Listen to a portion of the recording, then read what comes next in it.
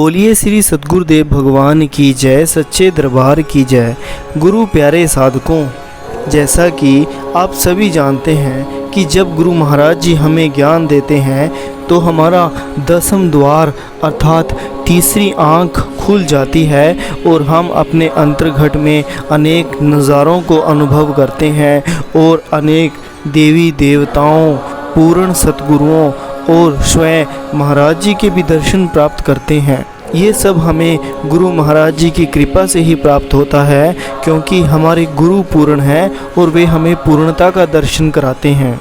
गुरु प्यारे साधकों, जब से महाराज जी समाधि में गए हैं तब से उन्होंने अपने अनेक साधकों को अपने समाधि काल और उसके बाद के भी दर्शन कराए हैं कि वो कैसा रहेगा वो समाधि काल का बाद का दृश्य, और गुरु महाराज जी कैसे अपने भक्तों को तब भी उतना ही प्यार करेंगे जितना वो हमें प्यार करते आए हैं और कर रहे हैं और हमेशा से ही करते रहेंगे। लेकिन इस बीच में हमारे ऊपर एक प्रश्न उठता है, क्या हम गुरु महाराज जी के लिए इतना ही समर्पित हैं कि जितना गुरु महाराज जी हमारे लिए हैं? गुरु प्यारे साधकों, हमें खुद की कमियों को तलाश कर उन पर कार्य करना चाहिए और गुरु महाराज जी के लिए सदैव अपने आप को तत्पर रखना चाहिए। उनकी साधना व सेवा से हमेशा जुड़े रहना चाहिए। ये साधना हमें गुरु तक पहुंचाएगी, क्योंकि आवश्यकता आविष्कार की जननी होती है।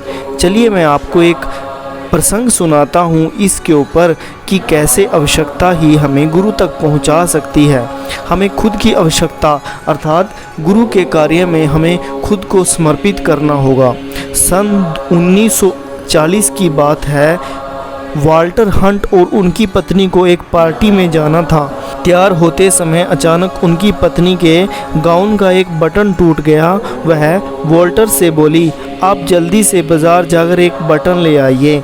अब चूंकि वाल्टर को बाज़ार जाना बिल्कुल पसंद नहीं था, इसलिए उसके लिए यह काम पहाड़ उठाने के बराबर था।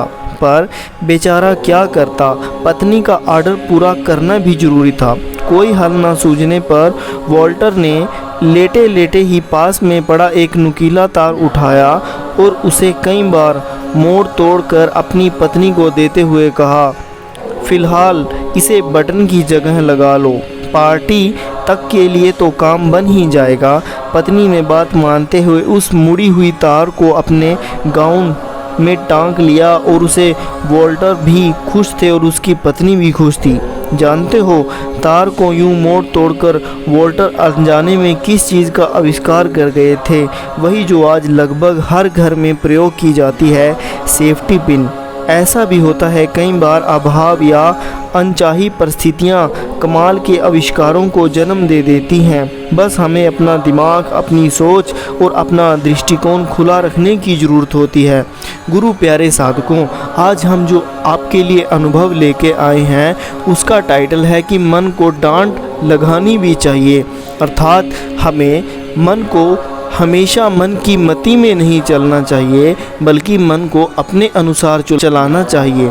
तो चलिए सुनते हैं इस अनुभव को, जो कि है पूजा जी का, जो कि रहने वाली हैं पंजाब के कोटकपुरा की।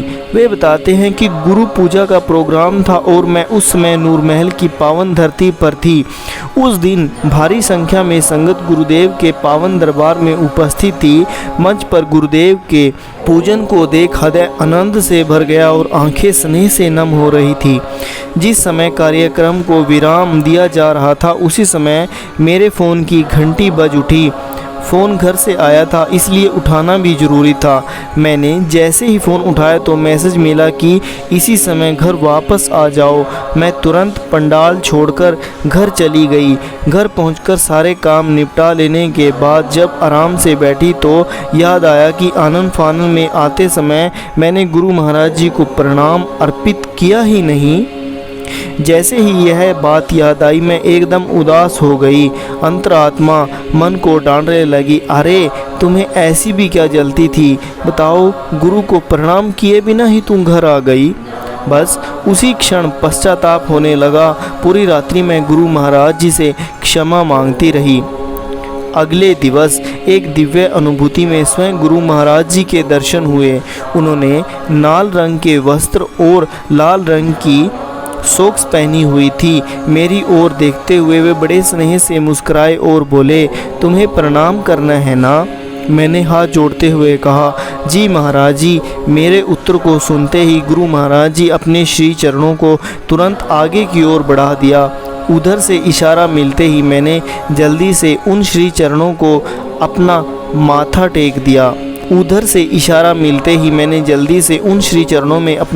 टिका दिया।